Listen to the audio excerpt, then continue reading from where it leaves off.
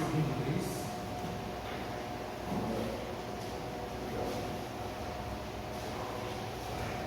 Segundo livro dos Reis. Nós vamos ler o capítulo 2, versículos 9 a 11. Segundo livro dos Reis, capítulo 2, versículos 9 a 11.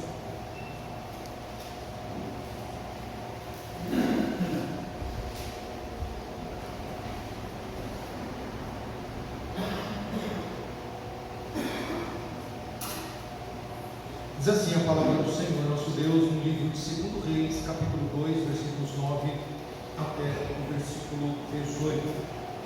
Havendo eles passado, Elias disse a Eliseu: pede-me o que queres que eu te faça, antes que seja tomado de ti. Disse Eliseu: peço-te que me toque por herança a porção dobrada do teu espírito. Tornou-lhe Elias: dura coisa pediste. Todavia, se me vires quando for tomado de ti, assim se te fará. Porém, se não me vires, não se fará. Indo eles andando e falando, eis que um carro de fogo com cavalos de fogo os separou um do outro. E Elias subiu ao céu num redemoinho. O que vendo Eliseu clamou: meu pai, carros de Israel e seus cavaleiros, e nunca mais o viu. E tomando as suas vestes, rasgou-as em duas partes. Então levantou o manto que Elias lhe deixara cair, e voltando-se, pôs à borda do seu Jordão, à borda do Jordão. Tomou o manto por Elias que lhe deixara cair, feriu as águas e disse: onde está o Senhor, Deus de Elias? Quando feriu ele as águas, elas se dividiram para um e outro lado, e Eliseu passou. Vendo-o, pois, os discípulos dos profetas que estavam defronte em Jericó, disseram: o espírito de Elias repousa sobre Eliseu. Vieram-lhe ao encontro e se prostraram diante dele em terra, e lhe disseram: eis que entre os teus servos há 50 homens valentes. Ora, deixe-os ir em procura do teu Senhor. Pode ser que o Espírito do Senhor o tenha lançado em algum monte ou em algum dos vales. Porém ele respondeu: não os envieis. Mas eles apertaram com ele, até que constrangido lhes disse: enviai. E enviaram 50 homens, que o procuraram 3 dias, porém não o acharam. Então voltaram para ele, pois permaneceram em Jericó, e ele lhes disse: não vos disse que não fosseis? Somente até aqui, meus irmãos, oremos mais uma vez.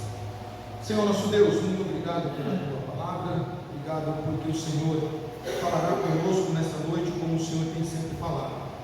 Te louvamos, Senhor, porque todas as vezes que o Senhor fala conosco é para nos advertir, para nos exortar, para nos ensinar e para, Senhor, nos aperfeiçoar, para que possamos nos apresentar diante do Senhor perfeitos como o teu Filho Jesus Cristo é. E assim, Senhor, possamos compreender o Evangelho da salvação e aplicá-lo em nossas vidas, para que o teu nome, o teu santo nome seja glorificado, não só internamente em nosso coração e mente, mas também externamente, Senhor, nas nossas atitudes do dia a dia e no nosso relacionamento um com os outros.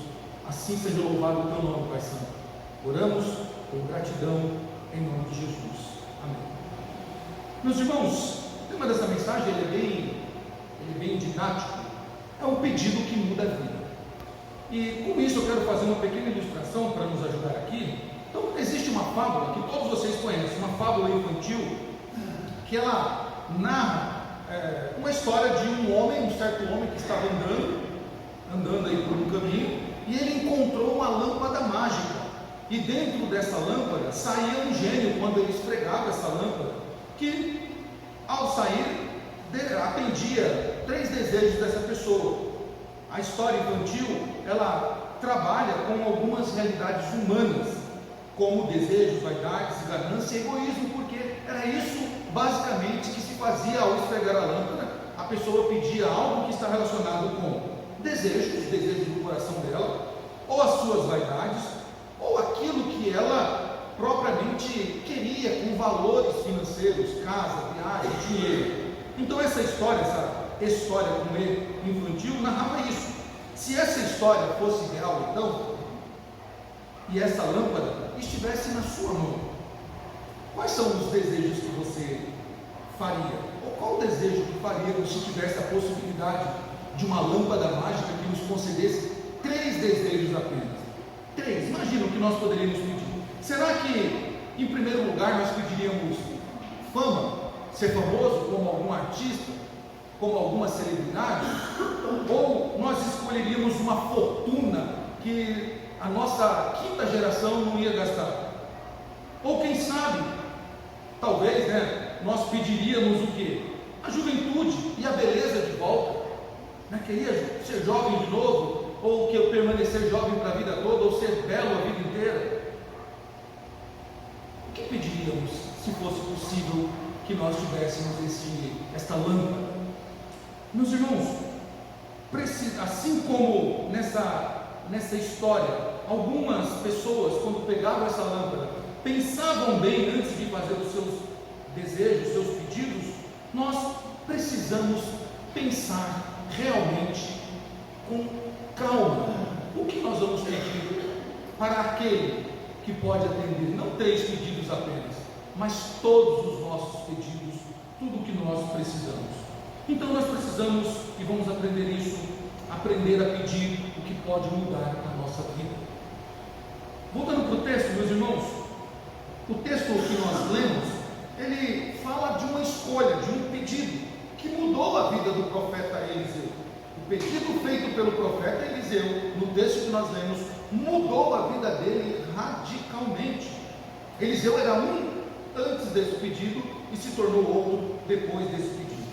E este pedido que mudou a vida do profeta, que durante todo o seu ministério, e isso nós podemos ver retrocedendo os capítulos, nós podemos ver que durante toda a vida do profeta Elias, quem o acompanhou foi o profeta Eliseu. Ele era aquele escudeiro que acompanhou o profeta Elias durante todo o seu ministério. Elias, o grande profeta de Israel. E a pergunta é: quem é Elias? Talvez você leu por cima, ou talvez você não esteja muito habituado para saber quem é Elias, mas é muito importante nós sabermos quem é o Elias, da qual Eliseu está fazendo um pedido a ele. Elias, nós não temos muitas informações sobre a vida do profeta Elias. Elias é uma daquelas pessoas na Bíblia que ele começa, ele já entra no texto, não fala quem é o pai, quem é a mãe, de onde veio, só fala que ele era um tisbita, de uma região chamada lá de Tisbita, e depois Elias é transladado. Então ele não tem começo e não tem fim. Elias é um personagem como muitos que a Bíblia não para falar da sua genealogia, não para falar da sua história antes do ato a qual Deus o separou. E esse profeta Elias, ele foi um profeta que viveu 9 séculos antes da vinda de Cristo. Então 9 séculos antes de Cristo foi o período em que o profeta Elias profetizou. E este período que ele profetiza quando no Reino Norte, lembra? O reinado separou por causa da má escolha, dos maus conselhos que Roboão seguiu. O reino dividiu em 2, e quando o reino se divide em 2, então fica Reino Norte e Reino Sul. Israel no Reino Norte, com a capital Samaria, e Judá no Reino Sul, com a capital Jerusalém. Quem está governando o Reino Norte? Acabe. Vocês sabem quem é Acabe, né? Casou com aquela abençoada da Jezabel. Os historiadores dizem que Jezabel tinha uma grande influência sobre a vida de Acabe. No Reino Sul está reinando um rei até bom, que é o Acasias. É um homem que segue os conselhos do Senhor. Mas o Elias está profetizando justamente onde está um rei que ele não tem autoridade, ele não tem liderança, porque dizem que ele é manipulado pela sua esposa Jezabel. Então nós olhamos para o ministério de Elias. O ministério de Elias é um ministério de desafios, é um ministério onde Elias realmente tem que tomar algumas atitudes. E nós vemos quando começa a história de Elias, ali no 1 Reis capítulo 17, então a história de Elias ela começa no primeiro Reis 17, vai até o capítulo 2 aqui que nós lemos. Elias tem alguns desafios do Reino do Norte. Qual o desafio? Primeiro, ele tem o desafio de enfrentar uma idolatria que está instaurada em Israel desde quando Roboão assumiu o trono, que ele não expulsou os deuses que Salomão, seu pai, colocou. Esses deuses ficaram, e agora o reino do norte está tomado, porque Jezabel trouxe mais deuses da sua cidade para ser cultuado. E dentre esses deuses, de qual Jezabel era uma sacerdotisa, está Baal e está Aserá. Aserá já estava, na verdade, né? Baal veio junto agora. E Jezabel então tem os seus profetas, e os seus profetas obedecem a ela, os seus profetas comem na mesa dela, e o rei Acabe está vendo tudo isso e nenhuma providência toma. Eis então que Deus levanta um homem com autoridade, levanta o profeta Elias para desafiar, e Elias diz assim: sob minha palavra não vai chover agora aqui nessa terra, para vocês verem que Deus está aborrecido com vocês. Então fica muito tempo sem chover, o rei Acabe recorre a Elias diz: ok, agora vai chover, corre para sua casa porque vai chover. E depois Elias tem um grande embate com os profetas dominados pela rainha Jezabel. Elias tem aquele desafio que ele faz no monte, e Elias faz chacota daqueles profetas, fala para ele: olha, vamos lá, que o Deus que responder primeiro é o Deus verdadeiro, fazem o seu altar, o seu sacrifício, que eu vou fazer o meu aqui. O que responder primeiro é o Deus verdadeiro. E os profetas estão lá, se reviram, fazem danças, se cortam, fazem tudo, mas nenhum sinal de responder. Elias, um profeta de autoridade ousado, Elias faz chacota, diz assim: gritem mais alto, pode ser que eles não estejam ouvindo, pode ser que eles estejam até dormindo, tirando um cochilo, né? Gritem mais alto. Elias faz chacota, eles não respondem. Elias vai lá, faz o seu sacrifício, Deus responde com fogo, é consumido todo aquele altar, e todos aqueles profetas são mortos. Mas eis que Jezabel não poderia se deixar vencida. Eis que Jezabel então solta apenas uma palavra, e ela diz: assim como ele fez com os meus profetas, eu farei com ele. E então Elias deu ouvido para uma pessoa que era insignificante, alguém que Elias não devia ter medo. Elias foge, atemorizado por esta palavra de Jezabel, se esconde, entra lá num processo. Alguns falam que era depressivo, outros falam que era síndrome de medo, alguma outra coisa, mas o fato é que Elias está ali, cabisbaixo, está ali sem comer, sem beber, está querendo afastamento de todo mundo, e então o próprio Deus vai lá e resgata Elias e diz: Elias, vamos voltar, come aí, toma água, vamos, porque tem muito trabalho para você, e você não está só, tem mais 7 mil que não se dobraram aos ídolos, levanta.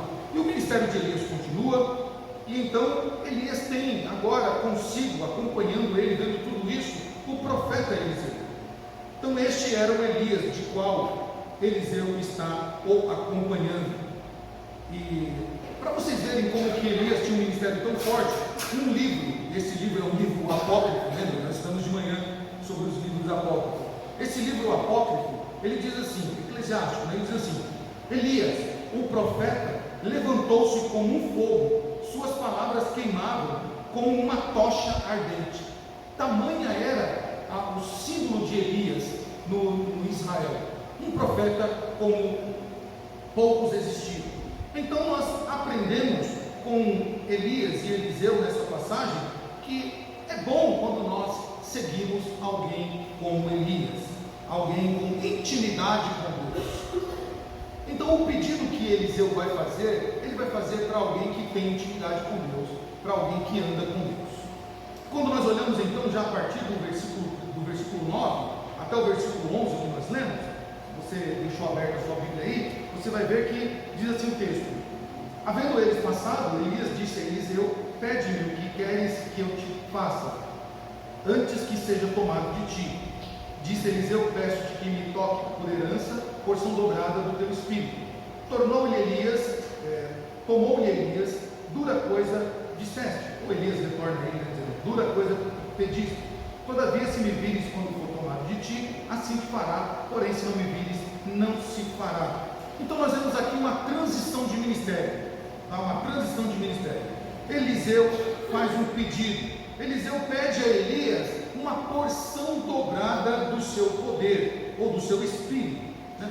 O que Eliseu está pedindo aqui? Ele está falando assim: Elias, o teu ministério é abençoado, eu conheço o teu ministério, eu sei do que Deus fez através de você, como você enfrentou falsos profetas, como através das suas mãos milagres sobrenaturais foram feitos, né? Até mesmo houve pessoas que foram curadas ou ressuscitadas por intermédio das suas mãos. Eu quero então, o que tem em você, eu quero porção dobrada, eu quero fazer 2 vezes mais do que você fez. Então Elias responde: ok, um bom pedido. Se nós pudéssemos aqui falar, Eliseu com a lâmpada na mão fez um pedido muito sábio, um pedido muito bom. E Elias então responde a ele, dizendo que havia um requisito para aquele pedido ser atendido. E qual era o requisito? De que o Eliseu estivesse atento para um evento sobrenatural que iria acontecer, algo jamais visto por aqueles daquela época que haveriam de acontecer. Eliseu iria deixar este mundo, mas não por morte natural, Deus tomaria, assim como Deus fez com Enoque, Deus faria com Elias.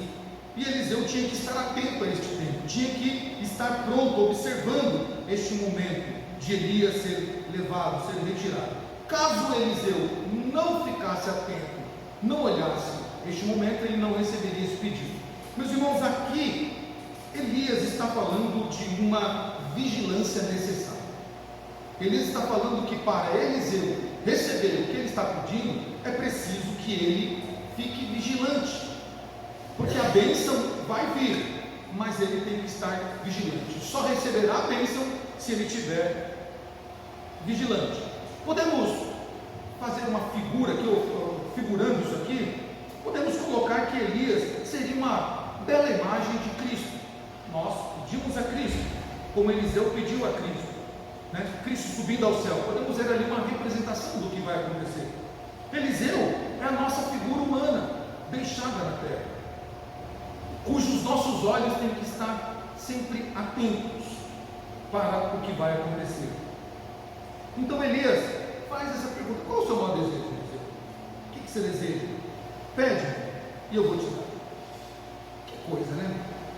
Pede-me e eu te darei qualquer coisa, aquilo que você desejar. Meus irmãos, eu não sei, mas eu fico olhando para esse texto pensando em Eliseu. Que oportunidade extraordinária este homem teve. Que oportunidade ímpar esse homem teve de ouvir: pede-me o que você quiser e eu vou te dar. Nós vemos que ao longo da história do homem nessa terra, o homem sempre pediu, ou a sua regra é pedir coisas erradas, é pedir coisas terrenas, é pedir aquilo que é material, aquilo que perece, aquilo que é corruptível. Haja vista que no próprio ministério de Eliseu, ele vai se deparar com o seu ajudante, que não é como ele, o Geazi, que vai estar com o seu coração em coisas terrenas, e não com as coisas espirituais. Eliseu sabia que as coisas materiais ele poderia conquistar, ele poderia ter, mas o que estava em Elias, somente Deus poderia dar, e por isso ele então pensa, e ele mostra aquilo que está no coração dele. Eliseu revela aquilo que está no seu coração. Ele não quer nada material, ele não quer ser famoso, ele não quer ser belo, ele não quer ser poderoso ou cheio de finanças. Ele quer algo que é espiritual para a vida dele e que vai mudar a vida dele, de fato. Eliseu nos ensina aqui, meus irmãos, a colocar o nosso coração naquilo que não é perecível, colocar o nosso coração nas coisas que são objetivas, coisas que este mundo não pode tirar de nós, colocar o nosso coração naquilo que realmente glorificará a Deus. Quando nós falamos sobre oração, nós já falamos aqui algumas vezes, percebam como são as nossas orações. Se nós fizéssemos uma escala de 100% da nossa oração, analisada aí pelo termômetro de oração, nós vamos ver que a nossa oração, mais de 50% dela, eu estou sendo generoso, é de petição. Nós pedimos por comida, nós pedimos por emprego, nós pedimos por saúde, nós pedimos por um bom casamento, uma boa família, por filhos, nós pedimos por coisas que são, e não tem problema nenhum dessas coisas, não há pecado nenhum aqui, não, fica tranquilo com isso. Mas a oração mostra o que está no nosso coração. E muitas vezes, meus irmãos, nós tratamos Deus como um gênio da lâmpada. Deus, me dê um carro. Deus, me dê uma esposa ou um esposo. Deus, me dê um trabalho. Deus, me dê saúde, me dê isso, me dê aquilo. E nós não paramos para perceber que o nosso coração está se transformando num coração materialista, um coração que só pensa nas coisas dessa vida. E nós não paramos para filtrar no nosso coração o que realmente ele está propenso a pedir diante daquele que pode mudar a nossa vida. Irmãos, quando nós oramos, nós nos colocamos em alguém que é infinitamente superior a qualquer gênio de lâmpada. Ele é mais poderoso do que qualquer um que possa dar a alguém ou transformar a vida de alguém. O Senhor tem poder para mudar a vida de qualquer pessoa, em qualquer circunstância que ela esteja. Mas para isso, é preciso que quando nós nos acheguemos a Ele, saibamos pedir. Lembra o que Jesus disse? Vocês não recebem porque não pedem. E quando pedem errado. Pedem o que não convém. Nós precisamos saber o que pedir a Deus que pode transformar a nossa vida. Eliseu, se ele pretendesse receber o que ele pediu a Elias, ele deveria ficar com os olhos fixos, deveria ser realmente um homem espiritual, deveria olhar para Elias e não tirar os olhos dele. Mesma coisa nós, meus irmãos, se nós desejamos receber de Deus coisas espirituais, os nossos olhos têm que estar fixos no nosso Senhor. Você deve lembrar da passagem de Estevão, discípulo, servo do Senhor. Estevão, perto da sua morte, lá em Atos 7, Estevão está sendo acusado, depois de um belo sermão que ele prega, ele está sendo acusado, vai ser morto, mas os olhos dele estão nos céus. Então ele diz: eis que vejo os céus abertos, e o Filho do Homem sentado no seu trono. Estevão está com seus olhos fixos no céu, porque ele sabe que aquele que pode mudar a sua vida é aquele a qual os olhos deles devem estar fixados. Portanto, nós vemos aqui então uma transferência de ministério. Eliseu estava pronto agora para assumir o ministério de Elias. Irmãos, que responsabilidade Eliseu tinha. E Eliseu sabia que para dar continuidade no ministério de Elias, ele não poderia fazer menos, ele não poderia entrar de qualquer jeito, ele não poderia simplesmente ir com somente as suas experiências adquiridas durante o tempo que ele andou com Eliseu, mas ele precisava de mais. E então, no momento de pedir, ele fala: Elias, ok, eu vou assumir agora a direção do ministério profético, ok, quero porção dobrada do teu espírito. Tudo que você fez eu quero fazer dobrado. Tudo que você fez. E quando você olha para a história de Eliseu, realmente se cumpriu. Tudo o que Elias fez, Eliseu fez dobrado. Fez dobrado. Tudo. Pode pegar todos os milagres que Deus realizou através de Elias. Eliseu foi dobrado a sua porção quanto a isso. Então nós vemos isso. Segundo ponto, ainda no 11 e 12, nós vemos a ascensão de Elias. Elias assunto aos céus. Elias é levado então em um redemoinho, acompanhado por carros de fogo. Imagina que cena maravilhosa, meus irmãos. Que cena gloriosa. Aqueles homens puderam contemplar, não só Eliseu, mas tinha ali algumas pessoas em volta, os profetas, perto da escola de profetas. Mas pensa o privilégio que Eliseu teve. olhar e ver o seu Senhor, o seu mestre ali, Elias, sendo arrebatado, sendo transladado, e aquela imagem extraordinária, carros de fogo com os anjos de Deus levando, Elias num redemoinho. Que imagem extraordinária, que imagem fantástica. Ele é levado então, e qual é a reação de Eliseu? Eliseu, olhando para aquilo, ele clama, ele fala: meu pai. Ele clama porque ele sabe o que está acontecendo ali, ele sabe o que ele está presenciando ali. O que ele está presenciando ali, ele sabe que agora Elias está sendo recolhido ao Pai. Acabou, não tem mais Elias. E ele sabe que agora a responsabilidade de continuar combatendo a falsa religião, de continuar pregando sobre o conhecimento de Deus, está nas suas mãos. É Eliseu que vai ter que continuar esta jornada. É Eliseu que vai ter que continuar enfrentando todas as dificuldades para que o nome do Deus de Israel seja visto, notado e seja glorificado.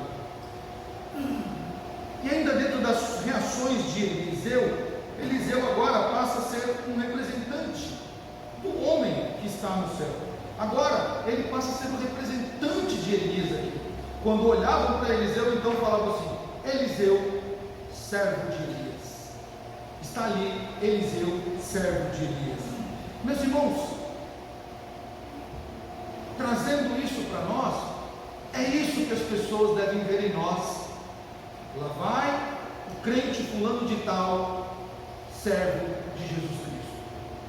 Porque assim como Elias foi levado ao céu, o nosso Senhor Jesus também foi levado aos céus. E olha que interessante, homens como eu e você, como Eliseu, também presenciaram a subida de Jesus. Quando ele estava, após ressuscitar, ele estava, e todos viram Jesus sendo subido aos céus, ascendo aos céus, ou assunto aos céus. E então nós continuamos o ministério de Jesus Cristo. Então, assim como Eliseu era visto como o servo de Elias, nós devemos ser vistos como os servos de Jesus Cristo. Porque o que eu e você estamos fazendo aqui na terra, meus irmãos, é representar o ministério de Cristo. Nós não estamos fazendo algo nosso, não fomos nós que criamos a igreja, não fomos nós que inventamos o Evangelho, não partiu da nossa mão e da nossa mente a mensagem de salvação do Evangelho, mas partiu do nosso Senhor. Então eu e você, nós somos servos. A Bíblia diz que nós somos embaixadores, representamos Jesus Cristo aqui na terra. E agora sobre Eliseu, então é derramada esta porção dobrada. Ele rasga os seus vestidos. É um ato típico dos judeus quando estavam numa situação de tristeza. Mas no caso de Eliseu tinha uma simbologia a mais aqui. Quando ele rasga as suas vestes, os seus vestidos, ali havia uma simbologia de que a sua vida velha estava acabando e agora estava surgindo uma nova vida em Eliseu.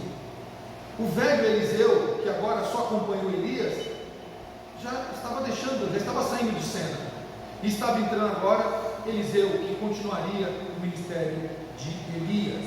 Então o primeiro ato dele é rasgar as suas vestes. Segundo, ele agora tem vestidos de um homem que subiu do céu. Olha que interessante. Ele pega o manto de Elias, e o manto de Elias agora o acompanha. O manto daquele homem que ele viu ser assunto aos céus é agora o que acompanha, é agora o que está a ele. E é justamente o que Paulo diz em 2 Coríntios, que nós devemos deixar, nos despir do velho homem e nos vestir do novo. Nós temos que deixar as vestes velhas para trás. Então, a maneira com que nós andávamos antes de nós sermos agraciados pelo Senhor Jesus Cristo para assumir o seu ministério terreno, as velhas vestes não servem mais. Nós precisamos agora de uma nova roupagem, e Ele nos deu. E então, o primeiro ato desse agora, do Eliseu, o representante de Elias na terra, é já abrir o mar, o Jordão, É um milagre que ele já faz ali diante de todos. E quando todos veem aquele, então a expressão dita foi: o espírito de Elias está sobre Eliseu. Meus irmãos, nós temos que ser vistos assim. Quando Cristo, através de nós, faz atos, sinais e prodígios, as pessoas têm que falar essas mesmas palavras, dizendo: o Espírito de Jesus Cristo está sobre aquele crente. O Espírito de Cristo está sobre aquele homem, aquela mulher de Deus. Talvez, e é só talvez mesmo, talvez você se ache sem função, talvez você se ache que você não tem importância nenhuma, ou de que você só veio para sentar no banco, ouvir e tentar aprender alguma coisa. Mas deixa eu te dizer algo que talvez você nunca ouviu. E se nunca ouviu, é um privilégio que você esteja ouvindo pela primeira vez nessa noite. Então preste bem atenção. Isso é sobre nós. O Espírito de Cristo está sobre todos nós. E todos nós temos de Cristo, recebemos de Cristo poder, dunamis, para fazer o inferno estremecer. Todos nós aqui presentes nessa noite, foi-nos dado o Espírito do Senhor para fazer o inferno recuar, para fazer Satanás tremer, para mudar e fazer situações jamais vistas nessa cidade. Você precisa entender isso. Não espere que o pastor, o profeta, ou o missionário, ou aquele irmão da igreja que é mais crente, que está há 10, 15, 20, 30 anos na igreja, não. Você tem o Espírito de Cristo. Criança, Davi e demais, vocês têm o Espírito de Cristo em vocês. O Espírito de Deus está sobre nós, e Ele nos dá poder para pregar o Evangelho. E quando nós pregarmos, irmãos, o Evangelho, não vem aqui do nosso intelecto, não vem das nossas emoções, mas vem de Deus, que nos usa como seus instrumentos para fazer o inferno tremer, para fazer o diabo recuar, e para quebrar todas as cadeias de todos os grilhões, e mudar a vida de pessoas, e mudar a vida de uma cidade como esta de Dionísio. Você tem o Espírito de Deus para fazer isso. Irmãos, Deus então agracia o profeta Eliseu com esta dádiva, e isso é visto e notado pela escola de profetas. Quando vem o milagre acontecer, então eles atribuem aquilo ao Espírito que foi dado a Eliseu. Os versículos 15 a 18, os últimos dois versículos, olha o que diz aí os versículos 15 a 18.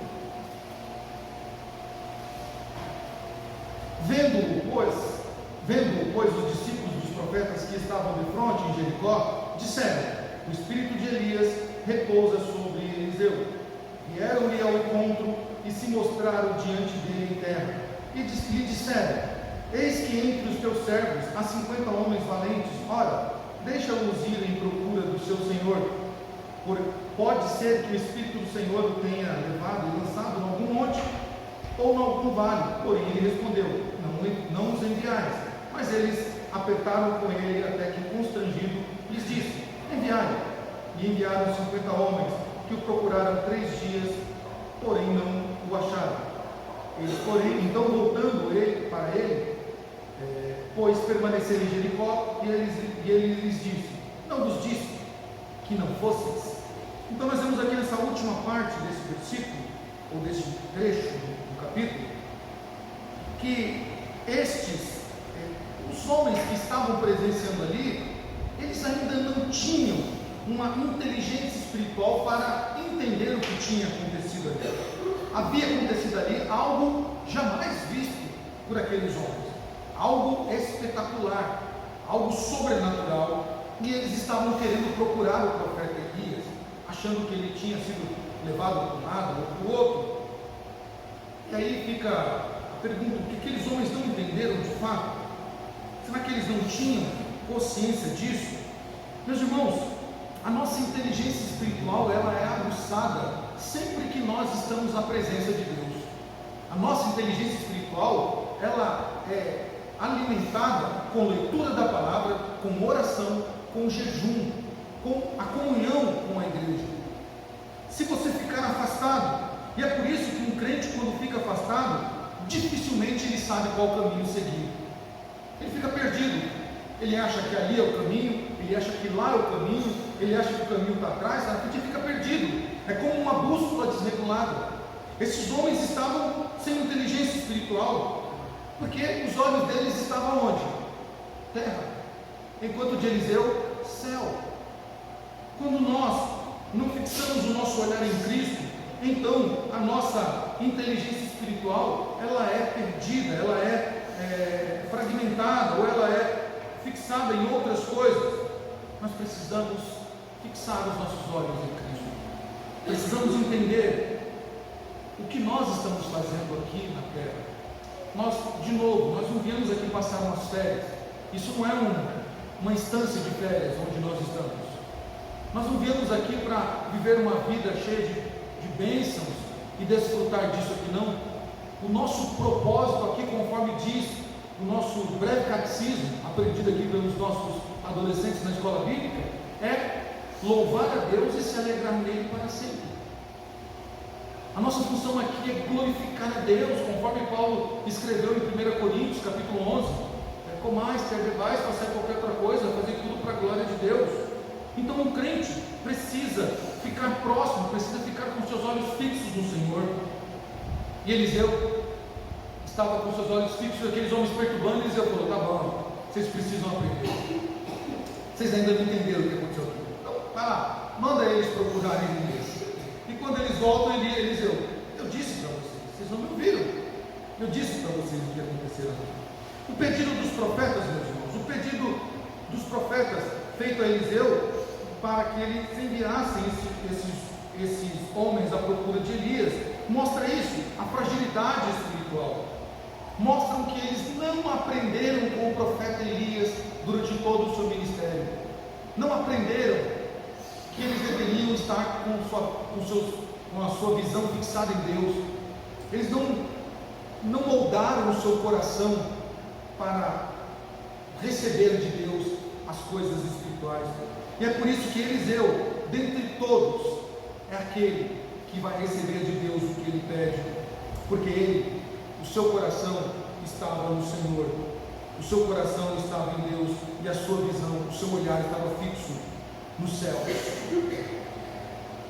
Então, quando nós olhamos para esse texto, meus irmãos, a pergunta é: o que nós podemos aprender com este texto, dentre as muitas coisas que já aprendemos? Meus irmãos, quando nós saltamos as páginas da Bíblia e vamos para o Novo Testamento, nós vemos que os discípulos que andaram com Cristo, eles também presenciaram milagres, eles também presenciaram sinais, também foram ensinados por Cristo, exatamente como Elias fez no seu ministério terreno, quando estava aqui na terra. Pregou, ensinou, fez milagres e sinais. Os discípulos de Cristo, eles viram na prática o ministério de Jesus. Viram na prática o ministério de Jesus. Eles tiveram uma aula presencial, vendo Jesus fazer sinais, milagres e ouvindo tudo o que Jesus falava. Mas já perto do encerramento do ministério de Jesus Cristo, em João 14, olha as palavras que Jesus diz aos seus discípulos quando ele está falando da sua partida. Ele está falando está consolando o coração dos discípulos, mas bem abaixo, lá a partir do verso 12, olha as palavras de Jesus aos seus discípulos. João 14, do 12 ao 14. Em verdade vos digo, que aquele que crê em mim fará também obras maiores que eu faço, e outras maiores fará, porque eu vou para junto do Pai. E tudo quanto pedirdes em meu nome, isso vos farei, a fim de que o Pai seja glorificado no Filho. Se me pedir alguma coisa em meu nome, eu o farei. O que Jesus está dizendo aqui para os discípulos? Daqui a pouco vai acontecer algo que vocês nunca viram. Eu vou ser morto, crucificado, mas eu vou ressuscitar. Eu vou ficar com vocês ainda e eu vou ter que ir para o meu Pai. E vocês vão continuar o meu ministério. Então olha o que acontece com os discípulos. Jesus diz: tudo que vocês pedirem, receberão. Meus irmãos, de novo, se nós podemos imaginar como foi o coração de Eliseu ao receber de Elias, dizendo assim: pede-me o que quiseres que eu te darei. Agora, quem está dizendo isso não é um homem como Elias, da qual a Bíblia diz que Elias foi um homem sujeito aos erros como nós, foi um homem sujeito a tudo como nós. O escritor aos Hebreus diz isso. Quem está dizendo que nós podemos pedir o que quisermos é o próprio dono da existência, é o próprio Deus encarnado. E ele está dizendo para os discípulos isso: tudo que vocês pedirem crendo, vocês receberão. Se para Elias o requisito para receber era que Elias ficasse vendo, Eliseu ficasse vendo o ato de Elias ser assunto aos céus, agora o requisito para recebermos de Deus o que pedimos é crer, é fé. Precisamos ter fé em Deus para receber aquilo que nós pedimos. E tudo que pedimos crendo, receberemos, para que o Pai seja glorificado no Filho. Meus irmãos, assim como Eliseu, os discípulos precisavam ter uma atitude para receberem essa porção, porque Jesus está dizendo o quê? Vocês farão obras maiores do que eu. Jesus está dizendo: eu curei, vocês vão curar mais. Jesus está dizendo assim: aconteceu milagres através das minhas mãos, da de vocês vão vir mais. Eu preguei muitas vezes e de muitos locais, vocês vão pregar muito mais. Até pessoas ressuscitaram nas minhas mãos, mas vocês vão fazer isso muito mais. Só que o requisito para nós qual é? Crer em Jesus. Cristo deixou os seus discípulos o Evangelho. O que foi que Elias deixou para Eliseu? O seu manto, representando ali algo que Eliseu ia ter em suas mãos para sempre lembrar dos ensinamentos e para que ele lembrasse sempre que ele tinha porção dobrada em sua vida e em seu ministério. Nós recebemos de Cristo, quando ele foi assento aos céus, ele nos deixou o seu Evangelho. Como o manto de Elias, o Evangelho, ele é o sinal do poder divino exercido para derrubar, meus irmãos, os impérios de Satanás, para estabelecer o reino de Deus nesse mundo. O Evangelho é este manto que está sobre nós, que nos dá poder, que nos dá todas as ferramentas necessárias para derrubar todo o império de Satanás e estabelecer firme o reino de Deus neste mundo. Ainda que algumas pessoas ou alguns não possuam poderes ou sinais miraculosos em suas vidas, ainda que você não tenha tido este ministério, você tem o Evangelho em suas mãos. E o Evangelho, meus irmãos, ele tem o poder maior do que expulsar demônios, do que fazer sinais e prodígios, do que fazer qualquer um desses atos sobrenaturais. Porque tem pessoas que querem isso. Senhor, eu quero poder para colocar a mão sobre os enfermos e elas serem curadas. Senhor, eu quero poder para olhar para Satanás e dizer assim: corre, mas corre logo, corre, senão eu vou te queimar. Tem crente que quer poder para isso, tem crente que quer poder para fazer, ir no cemitério e dizer assim: ô cadáver, levanta. Nós temos um poder muito maior do que essas coisas. Deus nos confiou o Evangelho, e o Evangelho pode ressuscitar mortos espirituais. O Evangelho pode mudar a vida de pessoas que antigamente andavam na prostituição, andavam nas drogas, andavam no crime, andavam na corrupção, casamentos estavam desfeitos, e o Evangelho, através de você, meu irmão, através de nós, chegou na vida dessas pessoas para mudar a vida dessas pessoas. Agora elas não se prostituem mais, agora elas não usam mais drogas, agora elas não são mais corruptas, agora o marido perturbador, o marido violento é um doce de pessoa, a esposa que mais parecia uma goteira inconcentável, agora ela é doce, amável, o casamento está fluindo. Por quê?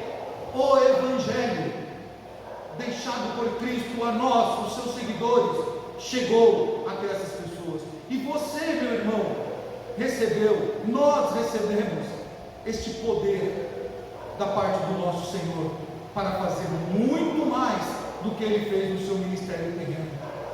Portanto, Eliseus e Eliseus femininas aí, avante, rumo. Você tem poder dado pelo próprio Deus, e este poder é o Evangelho. Só Ele pode fazer coisas que homem nenhum pode fazer.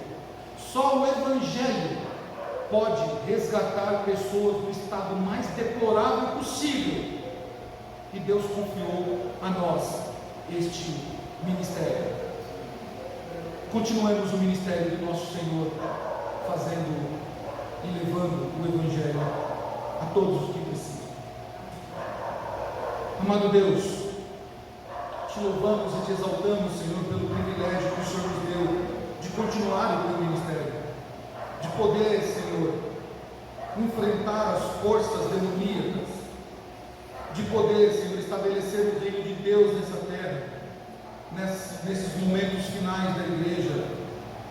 Senhor, muitas vezes nós caímos nesse engano de achar que não somos nada, de que não temos nenhuma importância nesta terra, de que nós somos apenas ouvintes ou crentes sem nenhuma função. Mas, Senhor, é tão bom quando nós olhamos para a Tua palavra e vemos que o Senhor confiou desde as crianças até o crente mais experiente, o Senhor confiou a um e a outro o poder do Evangelho, para que nós, com essa porção que o Senhor nos deu, pregar o Teu Evangelho a pessoas que precisam ouvir para ter as suas vidas transformadas, para que cadeias sejam quebradas, grilhões, Senhor, sejam dilacerados, e o reino das trevas, Senhor, o império das trevas, seja totalmente dissipado. Ajuda-nos, ó Senhor, a entender isso, a compreender o que o Senhor nos deixou, este manto glorioso, este manto poderoso, que capacita e que nos proporciona ver com os nossos próprios olhos o maior dos milagres que pode acontecer na vida de um homem que quer ter a sua vida transformada, quer ter a sua vida transformada pelo Espírito de Deus mediante ao Evangelho. Obrigado por esta noite, obrigado pelo privilégio de poder estar cultuando a Ti, adorando e louvando o Teu nome. Pedimos que o Senhor nos dê uma semana de paz, uma semana de glória ao Teu nome, que possamos, Senhor, aplicar o que aqui aprendemos na Tua palavra, para que todos aqueles que se deparam no nosso caminho possam ouvir de nossas bocas, Senhor, o Evangelho transformador, e nos ajude a entender que isto é o poder que o Senhor nos deixou, como diz o apóstolo Paulo: o Evangelho é o poder de Deus para aqueles que creem. Te louvamos em nome de Jesus.